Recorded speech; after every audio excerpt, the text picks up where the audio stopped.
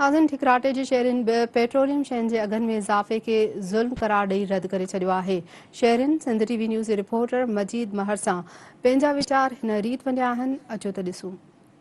इन हिसाब सां हुकूमत बिल्कुलु नाकाम थी चुकी आहे। महिरबानी करे अवाम जी दिलनि सां अवाम सां खेॾणु बंदि करे ऐं उन खां पोइ जेका बि माना मुनासिब अघ आहिनि हिन अवाम खे ग़रीब अवाम खे रिलीफ ॾिनो। ॾाढा परेशान थी विया आहियूं। ना मज़ूरी करे था सघूं, ना को कारोबार करे था सघूं। जो गाॾियुनि में तेल विझायूं था त वरी बचा नथा पाले सघूं। कहिड़ी तब्दीली आई आहे? तब्दीली आई आहे महंगाई जी आई आहे। वफ़ाक़ी हुकूमत में घणी उम्मीदूं हुयूं अवाम जूं, सभु जेके उम्मीदूं आहिनि उहे त उन्हनि लोढ़े छॾियूं आहिनि। ऐं सम्झां थो त बहितर हुयो कि उहो पुराणो पाकिस्तान सुठो हुयो। ही जेका हुकूमत या बदतरीन आहे कंहिं न क़िस्म जी ऐं नाकारा जेको आहे सो हुकूमत आहे। हिन हुकूमत में को बि रिलीफ न ॾिनो वियो आहे गवर्नमेंट जे तरफ़ां।